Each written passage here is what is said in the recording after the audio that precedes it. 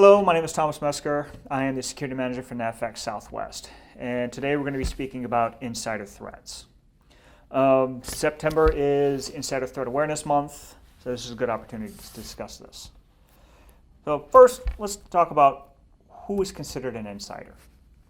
An insider is anyone with authorized access to the DoD resources by virtue of their employment, a voluntary activity, or contractual relationship to the DoD. In short, anyone who works for us or supports us is considered an insider. What is an insider threat? An insider threat is someone who uses his or her access, either wittingly or unwittingly, to do harm to the security of the United States. Right?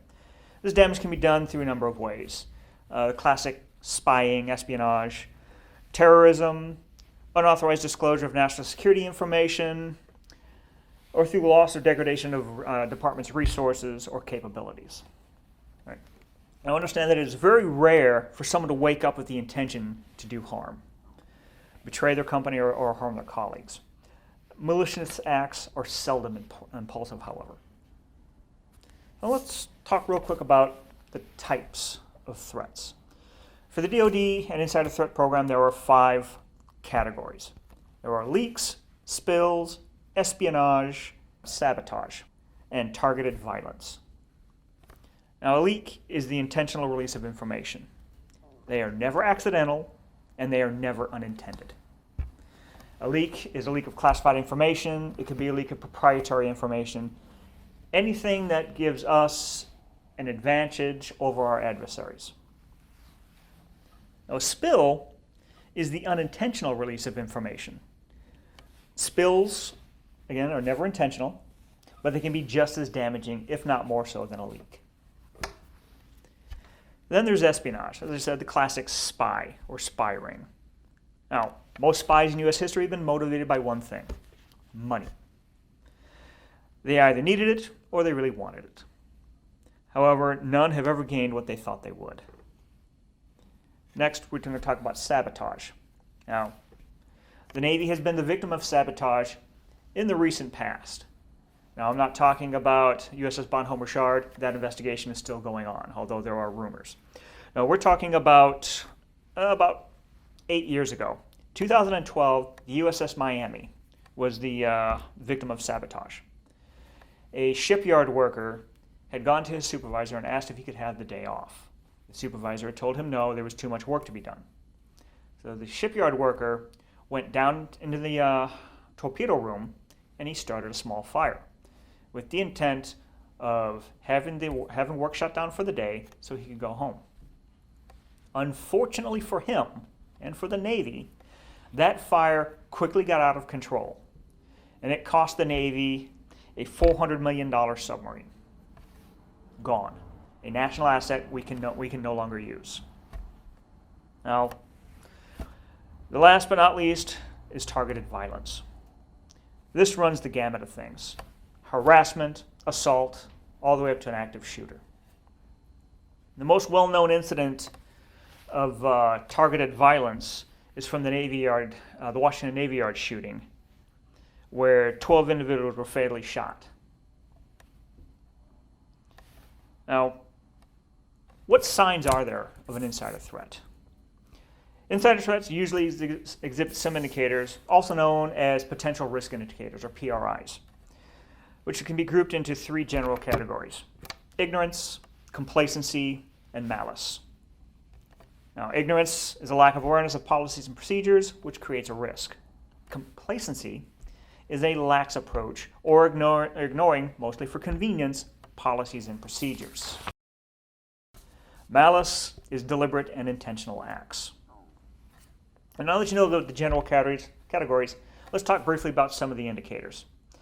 If you've been through any of my NEO presentations recently, you've heard me talk about some of these.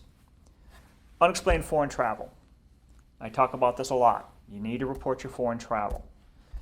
Either unreported trips or trips of short duration are a potential indicator, especially when it comes to those who are doing espionage.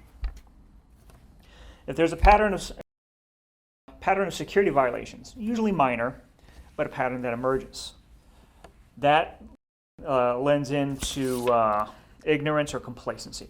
They either don't know or they really don't care about the security procedures and policies. And unexplained affluence, money. I talked about that a little bit at the beginning. What motivated most spies was money. They either wanted it or needed it. Right? So one of the reasons we ask you to report is so that we are aware of unexplained ready cash. There are sudden purchases of high-value items normally outside of an individual's means, and unexplained settlement of large outstanding debts. There's the misuse of IT systems. In other words, trying to access systems or programs the individual is not authorized to, or attaching unauthorized devices to the network. Again, when we go through NEO, I've talked about this with your cell phones. And there's foreign preference or loyalty. Individuals with strong ties or affiliations to a foreign nation. Ownership of property or other vested economic interests abroad. Even attempts to conceal service in a foreign military, a government, or intelligence service is an indicator. And then there are threats of physical violence or harm. That's shown with disgruntlement from an employee that increases.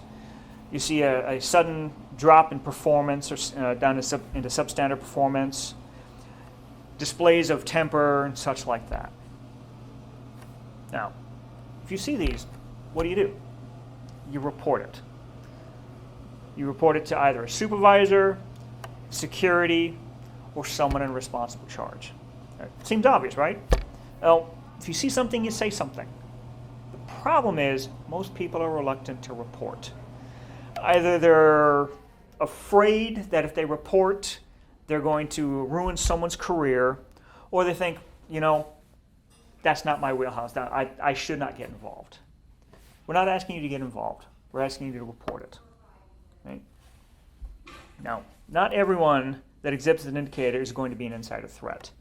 On the contrary, many people will exhibit indicators over time. The trick is to parse out what is a legitimate indicator and what is not. Either way, it is better to report a potential indicator and let management or security take a look at it and have it be nothing or something that's mitigatable than it be something and not have it reported.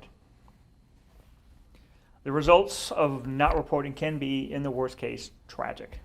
The Washington Navy Yard incident could have been avoided if Mr. Alexis's company had reported all of the indicators that led up to him going to the Washington Navy Yard and starting his shooting spree. Petty Officer Martin, a second-class petty officer who was arrested in New York for espionage, could have been stopped long before he started downloading classified information. If someone would have been watching his habits, seen where he had suddenly came into a large amount of money. So then this has been a brief introduction to the Insider Threat Program. If you have any questions or comments or concerns, or you wish to report something, please do not hesitate to contact me or members of my staff. For NAVFAC Southwest, have a good day.